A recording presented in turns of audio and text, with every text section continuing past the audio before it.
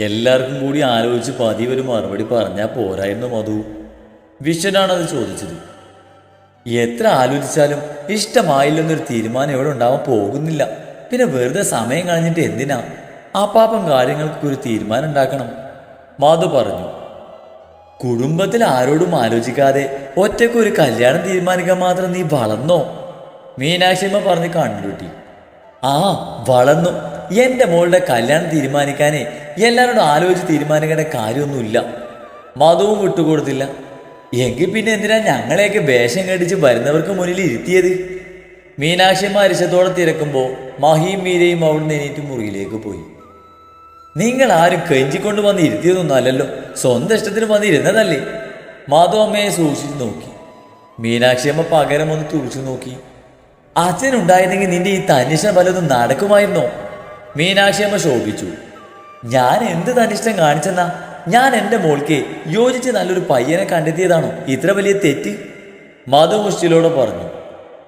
എൻ്റെ മകളുടെയും കാര്യത്തിൽ വേറെ ആരും അഭിപ്രായം പറയണ്ട. ഞങ്ങളുടെ കാര്യം ഞങ്ങൾ നോക്കിക്കൊള്ളാം. മീനാക്ഷിയമ്മ വീണ്ടും എന്തോ പറയാൻ വരുന്നത് കണ്ട് മധു അവരെ പറയാൻ അനുവദിക്കാതെ അവിടുന്ന് പോയി. നിനക്ക് നിന്റെ ഭാര്യയുടെ തീരുമാനം തന്നെയാണോ? ദേ, ഈ നിൽക്കുന്നത് നിന്റെ മോളല്ലേ വിശ? അവളുടെ ഇഷ്ടം അറിഞ്ഞിട്ട് പതിയെ ആലോചിച്ചും കണ്ടൊക്കെ ഒരു തീരുമാനം പറഞ്ഞാൽ മതിയായിരുന്നില്ലേ? മീനാക്ഷിയമ്മ വിഷന് നേരെ തിരിഞ്ഞു. ഞാനൊന്നും അറിഞ്ഞില്ലമ്മേ. ഞാൻ അവളോട് സംസാരിക്കാം, വിഷൻ സമാധാനിപ്പിച്ചു. ഇനി എന്ത് സംസാരിക്കാനാണ്? നിന്റെ ഭാര്യ വാക്കും കൊടുത്തല്ലേ അവരയച്ചത്. ഇനി അതിൽ നിന്ന് പിന്മാറാൻ ഒക്കുവോ? മീനാക്ഷിയമ്മക്ക് തീരെ ദഹിക്കുന്നില്ല. മോൾക്ക് ഈ ബന്ധത്തിൽ താല്പര്യമുണ്ടോ ഇല്ലേ എന്നൊന്നും എനിക്കറിയില്ല. ഇനി താല്പര്യമില്ലെങ്കിൽ ഞങ്ങൾക്ക് ആർക്കും ഒന്നും ചെയ്യാനും കഴിയില്ല. മോളുടെ അമ്മയ്ക്ക് എന്തിൻ്റെയൊക്കെ നെകളിപ്പാണ്.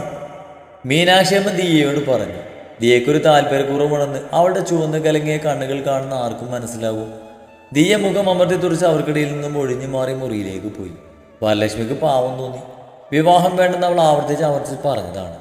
ഈ വിവാഹത്തിലൂടെ മധു മറ്റൊരു മഹാദേവനെയും വരലക്ഷ്മിയെയുമാണ് സൃഷ്ടിക്കാൻ ശ്രമിക്കുന്നതെന്ന് വരലക്ഷ്മി ഭയന്നു പോയി. പക്ഷേ തനിക്ക് എന്ത് ചെയ്യാൻ പറ്റും? അമ്മക്കും ഭർത്താവിനും സഹോദരനും വിലയില്ലാത്തടുത്ത് തൻ്റെ വാക്കിന് എന്ത് വില? ധ്രുവനും നിശബ്ദനാണെന്ന് കണ്ടപ്പോൾ വരലക്ഷ്മി ദീർഘമായി നിശ്വസിച്ചുകൊണ്ട് കിച്ചണിലേക്ക് നടന്നു. ഇനിയെല്ലാം അവർ തീരുമാനിക്കട്ടെ എന്നായി വരലക്ഷ്മിയുടെ മനസ്സിൽ. കിച്ചണിലേക്ക് നടക്കുമ്പോൾ ചിന്തകൾ ദിയയിൽ നിന്നും മീരയിലെത്തുന്നത്. നാളെയാണ് അടുത്ത ഹിയറിങ്. അത് രാവിലെ എണീറ്റ് അമ്പലത്തിൽ പോകണം എന്നോർത്തുകൊണ്ട് വരലക്ഷ്മി കിച്ചണിൻ്റെ ഉള്ളിലേക്ക് കടന്നു. രവി, നാളെയല്ലേ മീരമോൾക്ക് കോടതിയിൽ പോകേണ്ടത്? നീ ഒന്ന് എൻ്റെ കൂടെ വരുമോ? രവിയോട് ഫോണിൽ സംസാരിക്കുകയാണ് നീരജ. നാളെ എനിക്ക് കോടതിയിൽ പോകണം. 10:30 മണിക്കൊരു കേസുണ്ട്. ചേച്ചി കോടതിയിലേക്ക് പോകുന്നുണ്ടോ? രവി ചോദിച്ചു. പോണം രവി. ഞാനായി അവളുടെ കഴുത്തിൽ കുരുക്കിയൊരു കുരുക്കുണ്ട്. അതിൽ നിന്ന് അവൾ രക്ഷപ്പെടുന്നത് എനിക്ക് കാണണം. പറഞ്ഞു പോയ പാപങ്ങളൊക്കെ തിരുത്തി പറയണം എനിക്ക്. നീരജ വീങ്ങി തുടങ്ങി. അയ്യോ ചേച്ചി, നാളെ ഒഴിച്ചുകൂടാൻ പറ്റാത്തൊരു കേസുണ്ട്. അതുകൊണ്ടാ ചേച്ചി. ഞാൻ രാഹുലിന് പറഞ്ഞു വിടാം, അവൻ നിന്റെ കൂടെ വന്നോളൂ, രവി പറഞ്ഞു. രവിയുടെ മകനാണ് രാഹുൽ. ഡിഗ്രി 1ാം വർഷ വിദ്യാർത്ഥിയാണ്. അവന് ക്ലാസ് ഉള്ളതല്ലേ, വെറുതെ അവനെ ബുദ്ധിമുട്ടിക്കണ്ട. ഞാൻ തനിയെ പൊക്കോളാം. നീരജ സഹായം നിരസിച്ചു. അവന് ക്ലാസ് ഒന്നുമില്ല ചേച്ചി ഈ അവസ്ഥയിലേ ഞാൻ തനിച്ച് വിടില്ല. അമ്മ വന്നോളൂ രാവിലെ. ചേച്ചി വേറൊന്നും ഓർക്കണ്ട, രവി സമാധാനിപ്പിച്ചു. കോടതിയിൽ ആ വീഡിയോ കാണിച്ച ആ ഹരി കേസിൽ തോക്കോ രവി? ആകാംക്ഷ അടക്കാൻ വയ്യാതെ അവർ ചോദിച്ചു. തോൽക്കാനാണ് കൂടുതൽ സാധ്യത. പിന്നെ നമ്മുടെ നിയമല്ലേ, ഒന്നങ്ങോട്ട് ഉറപ്പിച്ച് പറയാൻ പറ്റില്ല, രവി പറഞ്ഞു. നാളെ കേസ് ജയിച്ചു കഴിഞ്ഞാൽ എന്താ പരിപാടി അമ്മയുടെയും മോളെയും? രവി ചെറിയ ചിരിയോടെ ചോദിച്ചു. മീരെന്തായാലും എൻ്റെ കൂടെ വരില്ല. അവൾക്ക് ഈ അമ്മയോട് വെറുപ്പല്ലേ? വിളറിയൊരു ചിരി മുഖത്തൊട്ടിച്ച് ചേർത്തുകൊണ്ട് നീരജ പറഞ്ഞു. ചേച്ചൊന്ന് ചുമ്മാതിരിക്ക്. വെറുപ്പൊന്നും ഉണ്ടാവില്ല, ചിലപ്പോൾ ദേഷ്യം ഉണ്ടാവും. കൂടെ നിൽക്കേണ്ട സമയത്ത് കൈവിട്ടതിനും ഒരു ഭ്രാന്തിയാക്കാനും ശ്രമിച്ചതല്ലേ. ഇച്ചിരി ഇമ്മിനി ദേഷ്യമൊക്കെ ഉണ്ടാവും. അത് ചേച്ചി കാര്യാക്കണ്ട, രവി പറഞ്ഞത് കേട്ട് അവർ ആശ്വസിക്കാൻ ശ്രമിച്ചു. വയ്യ രവി, ഒറ്റയ്ക്ക് ഇവിടെ മടുത്തു. നീരജയുടെ സ്വരത്തിൽ ദയനീയത ഒളിഞ്ഞിരുന്നു. അവള് വിളിക്കാറില്ലേ ആ നീള? ചോദിക്കണമെന്ന് കരുതിയതാണെങ്കിലും അറിയാതെ രവി ചോദിച്ചു പോയി. ഇല്ല. പറയുന്നതിനൊപ്പം നീരജയുടെ മുഖം വീർത്തു. ചേച്ചി ഒരു കാര്യം ചെയ്യും, ഇങ്ങ് പോര്, ചേച്ചിക്ക് ഇവിടെ താമസിക്കാം. രവി ക്ഷണിച്ചു. ആ ക്ഷണം സ്വീകരിക്കാൻ നീരജ തയ്യാറായില്ല. അല്ലെങ്കിൽ വീട്ടിലേക്ക് പോവും, രവി പറഞ്ഞിട്ട് നീരജ പോകാൻ തയ്യാറായില്ല. ഞാൻ ഇവിടുന്ന് ഇനി എങ്ങോട്ടുമില്ല രവി, എന്നെങ്കിലും എന്നോട് ക്ഷമിക്കണം എൻ്റെ മോൾക്ക് തോന്നി. അവൾ തിരികെ വന്നാൽ ഞാനിവിടെ ഉണ്ടാവണം. ഈ വീട് ഞാൻ മീരയുടെ പേരിൽ എഴുതി വെക്കാൻ പോകുക രവി. അച്ഛനും മോളും കൂടി ചതിച്ചും പിടിച്ചും കുറേ നേടിയതല്ലേ. അപ്പോഴും നഷ്ടം മുഴുവൻ എൻ്റെ മീരക്കല്ലായിരുന്നു. മീരയുടെ നഷ്ടങ്ങൾക്കൊന്നും പകരാവില്ല ഇത്. പക്ഷേ എന്നെ എൻ്റെ മോളെയും ചതിച്ചവർക്കുള്ളൊരു തിരിച്ചടിയാണിത്. നീലയുടെ പേരിൽ വീട് എഴുതി വെക്കാൻ അയാൾ കുറെ ശ്രമിച്ചതാ. ഞാനത് സമ്മതിക്കുകയും ചെയ്തതാ. പക്ഷേ ഇനി അത് നടക്കില്ല. അതെൻ്റെ വാശിയാ. എത്രയും പെട്ടെന്ന് വീട് മീരയുടെ പേരിലാക്കണം, നീരജ പകയോടെ പറഞ്ഞു. അതിനു വേണ്ട സഹായങ്ങളൊക്കെ ചെയ്യാമെന്ന് രവി ഏറ്റതോടെ ആ ഫോൺ സംഭാഷണം അവരോട് അവസാനിപ്പിച്ചു. അതിരാവിലെ തന്നെ നീരജ കുളിച്ച് അമ്പലത്തിലേക്ക് പോയി. മീരയ്ക്ക് വേണ്ടി മനസ്സുരുക്കി പ്രാർത്ഥിക്കുമ്പോൾ അതേ അമ്പലത്തിൽ മീരയ്ക്ക് വേണ്ടി പ്രാർത്ഥിച്ചു കഴിഞ്ഞ് പടവുകൾ ഇറങ്ങി പോകുകയായിരുന്നു വരലക്ഷ്മി. രണ്ടുപേരും ജീവിതത്തിൽ ഒരിക്കലും പരസ്പരം കണ്ടുമുട്ടരുതെന്ന് പ്രാർത്ഥിച്ചിരിക്കുന്നവർ. അവരുടെ പ്രാർത്ഥനയുടെ ഫലം കൊണ്ടാവാം നീരജ പ്രാർത്ഥന കഴിഞ്ഞ് ഇറങ്ങുമ്പോൾ വരലക്ഷ്മി അവിടുന്ന് പോയിരുന്നു. നീരജ വീട്ടിലേക്ക് ചെന്ന് വീടൊക്കെ അടിച്ചു വാരി വൃത്തിയാക്കിയിട്ടു. മീര വരില്ലെന്ന് അറിയാമെങ്കിലും എവിടെയോ ഒരു പ്രതീക്ഷ. വീടൊക്കെ ക്ലീൻ ചെയ്ത് അവൾക്ക് ഇഷ്ടമുള്ള ഭക്ഷണങ്ങളും തയ്യാറാക്കി നീരജ കോടതിയിൽ പോകാനായി തയ്യാറായി. ഒരു 10 മിനിറ്റ് കാത്തു നിൽക്കേണ്ടി വന്നു രാഹുൽ ബൈക്കുമായി വരാൻ. വീട് പൂട്ടി അവനോട് വിശേഷം തിരക്കി നീരജ അവന് പിറകിൽ കയറിയിരുന്നു. സംസാരപ്രിയനാണ് രാഹുൽ. അതുകൊണ്ട് അവനോടൊപ്പമുള്ള യാത്രയിൽ നീരജയ്ക്ക് വായിക്ക് റെസ്റ്റില്ലായിരുന്നു. രാഹുലിന്റെ ബൈക്കിൽ കോടതി മുറ്റത്ത് ചെന്നിറങ്ങുമ്പോൾ താൻ ഓർക്കാൻ പോലും ഇഷ്ടപ്പെടാത്ത ഒരു മുഖം നീരജയ്ക്ക് കാണേണ്ടി വന്നു. ശരീരത്തൊക്കെ ചെറിയ വെച്ചുകെട്ടുകളുണ്ട്. കുറച്ച് ബുദ്ധിമുട്ടിയാണെങ്കിലും ആരുടെയും സഹായം ഇല്ലാതെ നടക്കാം. രാജനോടൊക്കെ സംസാരിച്ചുകൊണ്ട് തിരിയുമ്പോഴാണ് മഹി നീരജയെ കാണുന്നത്. പുറമേ ദേഷ്യം ഭാവിച്ച് മുഖം തിരിച്ചുവെങ്കിലും മനസ്സ് അതിനെ അനുവദിക്കുന്നില്ല. കണ്ണുകൾ തൻ്റെ ശാസനങ്ങളൊന്നും വകവെക്കാതെ നീരജയെ തേടിപ്പോയതും മുഖം തിരിച്ചു നിൽക്കാൻ വീണ്ടും ഒരു പാഴ്ശ്രമം നടത്തി. എന്തൊക്കെയായിരുന്നെന്ന മട്ടിൽ മീര അയാൾ അടിപിടി നോക്കുന്നുണ്ട്. മീരയുടെ നോട്ടം കണ്ട് ഗൗരവത്തിൻ്റെ മൂടുപടം എടുത്തണിഞ്ഞ് മഹി ഗർവോടെ നിന്നു. കൺമുന്നിൽ ഇങ്ങനെ കാണുമ്പോൾ മനസ്സിലെ വാശിയും ദേഷ്യമൊക്കെ വീര്യം കുറയുന്നതായി തോന്നി അയാൾക്ക്. ഇടയ്ക്കപ്പെടോ നീരജയുടെ നോട്ടം മഹിയുമായി ഇടഞ്ഞപ്പോൾ നീരജ വെറുപ്പോടെ മുഖം തിരിച്ചു കളഞ്ഞു. അതോടെ മഹിയുടെ മുഖം വിളറി. നേരിൽ കാണുമ്പോൾ പഴയ കാലമൊക്കെ മനസ്സ് പൊടി തട്ടിയെടുക്കുകയാണ്. ആ സ്നേഹത്തിന് ഇന്നും ഒരു കോട്ടവും ഏൽക്കാതെ ഇന്നും മഹിയുടെ മനസ്സിലുണ്ട്. പക്ഷേ മകളോട് ചെയ്ത തെറ്റ് ക്ഷമിക്കാൻ കഴിയുന്നില്ല.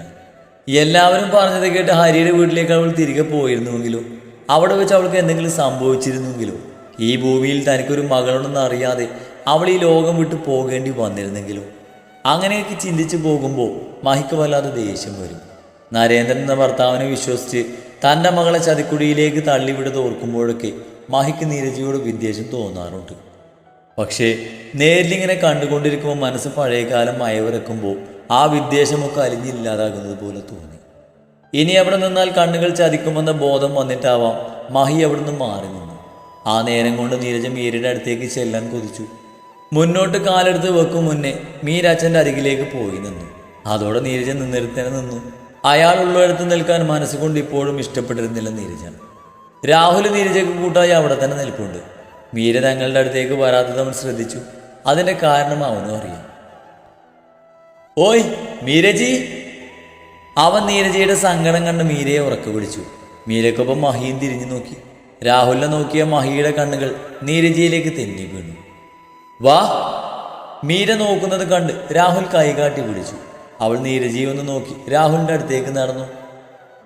ചേച്ചിക്ക് ഇപ്പോൾ ഒരു മൈൻഡില്ലല്ലോ, ഞങ്ങൾ എത്ര നേരമായി ഈ വെയിലത്ത് വന്ന് പോസ്റ്റായി നിൽക്കുന്നു? അവൻ കുഞ്ഞൊരു ശുണ്ടിയോടെ ചോദിച്ചു. നീരജ മീരയെ നോക്കി നിൽപ്പാണ്. മീര രാഹുലിനെയും. ഓ, അതിന് ഞങ്ങൾക്ക് ചേച്ചിയുടെ ശത്രുക്കളാണല്ലോ ഇപ്പം അല്ലേ? അവൻ അലസമായി പറഞ്ഞു. ഇപ്പം അച്ഛനെയും അച്ഛൻ്റെ കുടുംബക്കാരും മതിയല്ലോ. ഇത്ര കാലം വളർത്തിയവരൊക്കെ അന്യരും. അന്യരല്ല, ശത്രുക്കള് അല്ല ചേച്ചി? അവൻ വീണ്ടും ചോദിച്ചു. ഞാൻ ആരെയും ശത്രുക്കളായിട്ട് കണ്ടിട്ടില്ലടാ, അന്യരായും കണ്ടിട്ടില്ല. എല്ലാവരും കൂടി അയാളുടെ അടുത്തേക്ക് തന്നെ എന്നെ തിരിച്ചയക്കാൻ നോക്കിയപ്പോൾ ഞാൻ ഓടി രക്ഷപ്പെട്ടതല്ലേ. അപ്പം എനിക്ക് താങ്ങായത് അച്ഛൻ്റെ സുഹൃത്തും അച്ഛൻ്റെ കുടുംബവുമാണ്. ഇന്ന് ഞാൻ ഇവിടെ വന്ന് നിൽക്കുന്നത് എൻ്റെ അച്ഛൻ്റെ ധൈര്യത്തിലാണ്. മീര രാഹുലിനോടായി പറഞ്ഞു. ചേച്ചി ഇപ്പം പറയുന്ന ഈ അച്ഛൻ തന്നെയല്ലേ പണ്ട് ചേച്ചിയുടെ അമ്മയെ ചതിച്ചിട്ട് പോയത്? അപ്പച്ചി എത്ര കഷ്ടപ്പെട്ടാ ചേച്ചിയെ പ്രസവിച്ച് വളർത്തിയതെന്ന് അറിയോ? അന്നൊന്നും ഈ അച്ഛൻ തിരിഞ്ഞു പോലും നോക്കിയില്ലല്ലോ. രാഹുലിൻ്റെ ചോദ്യം കേട്ട് അവൾ നിശ്വസിച്ചു. രാഹുലേ, അച്ഛൻ സഹോദരിക്ക് വേണ്ടി അമ്മയെ ഉപേക്ഷിക്കാൻ തയ്യാറായി. അത് തെറ്റ് തന്നെയാ. അന്നുറ്റ കൂട്ടുകാരി വന്ന് നിലവിളിച്ചപ്പോൾ അമ്മയും വഴിമാറി കൊടുക്കാൻ തീരുമാനിച്ചതല്ലേ? അപ്പം അതും തെറ്റ് തന്നെയല്ലേ? അതിനപ്പുറത്തേക്ക് ഒരു തെറ്റ് അച്ഛൻ ചെയ്തിട്ടുണ്ടെന്ന് ഞാൻ വിശ്വസിക്കുന്നില്ല, മീര പറഞ്ഞു. പിന്നെ അമ്മ അച്ഛന് വേണ്ടി ഈ ചെയ്യുന്നതൊന്നും പണ്ട് എനിക്ക് വേണ്ടി അമ്മ അനുഭവിച്ചതിൻ്റെ 100 പോലും അല്ലെന്ന് എനിക്ക് നന്നായി അറിയാം. ആ നന്ദിയും കടപ്പാടും ഒക്കെ എന്നും എനിക്കുണ്ട്. നാണക്കേട് ഭയന്ന് എന്നെ വയറ്റിൽ വെച്ച് തന്നെ കൊന്നു കളയാതെ പോരാടി നിന്ന് എൻ്റെ അമ്മയെക്കുറിച്ച് ഞാൻ കേട്ടിട്ടുണ്ട്. പക്ഷേ അതേ അമ്മ തന്നെ ഭർത്താവിൻ്റെ വാക്കും കേട്ട് എന്നെ ചതിക്കുഴിയിലേക്ക് തള്ളിയിട്ടില്ലേ? ഞാൻ ഈ ജീവിതം തന്നെ വെറുത്ത് പോയില്ലേ? ഒരിക്കലും ഈ ജീവിതം അവസാനിപ്പിക്കാൻ പോലും ഞാൻ ശ്രമിച്ചതാ. എൻ്റെ അച്ഛന് വേണ്ടിയാവും ദൈവം എൻ്റെ ആയുസ് നീട്ടിത്തന്നത്. ഇടർച്ചയോടെ മീര പറഞ്ഞു നിർത്തി. നീരജയുടെ കണ്ണുകൾ നിറഞ്ഞൊഴുകി. രാജങ്ങൾ പറഞ്ഞു അമ്മ എനിക്ക് വേണ്ടി സഹിച്ചതൊക്കെ. അറിഞ്ഞപ്പോൾ ഞാൻ അതൊക്കെ മറന്നതാ. എന്നിട്ടും എന്നെ കൊല്ലാക്കൊല ചെയ്ത അയാൾക്ക് വേണ്ടി എന്നെ ഒരു ഭ്രാന്തിയായി പറ്റി തീർക്കാൻ ശ്രമിക്കുന്ന ഈ അമ്മയോട് ഞാൻ ഇനി എങ്ങനെയാ പെരുമാറേണ്ടത് എനിക്ക് അറിയില്ല. നീ തന്നെ പറഞ്ഞതാ. ഇനിയും അയാൾക്കൊപ്പം പറഞ്ഞയച്ചാൽ എൻ്റെ ശവാവും നിങ്ങളൊക്കെ കിട്ടുക. കൊല്ലും അയാൾ. എനിക്കത് നന്നായിട്ട് അറിയാം. അതുകൂടി കേട്ടത് നീരജ പൊട്ടിക്കരഞ്ഞുകൊണ്ട് മകളെ കെട്ടിപ്പിടിച്ചു. മോളെ, അമ്മ അറിഞ്ഞില്ലടാ. എല്ലാരും കൂടി ചതിച്ചതാ. അറിഞ്ഞുകൊണ്ട് നിന്റെ ജീവിതം നശിപ്പിക്കാൻ എനിക്ക് പറ്റുമോ മീരെ? അറിഞ്ഞില്ല. ഞാൻ കൂടെ നിന്നവരൊക്കെ വലിയൊരു നുണയാണെന്ന് ഞാൻ അറിഞ്ഞില്ല. നീരജ തേങ്ങിക്കരഞ്ഞു. എനിക്ക് ആരോടും ഒരു ദേഷ്യമില്ല. നീരജയെ അടർത്തി മാറ്റി അവൾ പറഞ്ഞു. എങ്കിലും പിന്നെ ചേച്ചിക്ക് വീട്ടിലേക്ക് പോക്കൂടാ അപ്പച്ചിക്കൊപ്പം? രാഹുൽ ചോദിച്ചു. അതെൻ്റെ വീടല്ലടാ. ആ വീട്ടിൽ ഞാൻ എന്നൊരു അധികപ്പറ്റായിരുന്നു. ഞാനൊരു കരടായി ആ വീട്ടിലുണ്ടായിരുന്നതാണ് നിലയുടെയും അവളുടെ അച്ഛൻ്റെയും പ്രശ്നം. അവരുടെ കുടുംബത്തിൽ ഞാനൊരു അധികപ്പറ്റായി തുടരാൻ എനിക്ക് വയ്യ. എന്നോടുള്ള ശത്രുത തീരുമെങ്കിൽ അതിങ്ങനെ അങ്ങ് തീരട്ടെ എന്ന് പറഞ്ഞ് മീര തിരിഞ്ഞു നടന്നു. ഒന്നും പറയാതെ നീരജയും അവൾ പോകുന്നത് നോക്കി നിന്നു. തിരികെ മഹിയുടെ അടുത്തേക്ക് ചെന്നപ്പോൾ മഹി അതേപറ്റി ഒന്നും ചോദിക്കാനോ പറയാനോ നിന്നില്ല. കുറച്ചു നേരം കാത്തു നിൽക്കേണ്ടി വന്നു മീരയുടെ കേസ് വിളിക്കാൻ. കേസ് വിളിച്ചതും എല്ലാവരും കോടതിയുടെ ഉള്ളിലേക്ക് കയറി. നിമിഷങ്ങൾക്കുള്ളിൽ പോലീസുകാർക്ക് നടുവിലൂടെ വിലങ്ങണിഞ്ഞുകൊണ്ട് ഹരിയും പ്രതിക്കൂട്ടിലേക്ക് കയറി നിന്നു.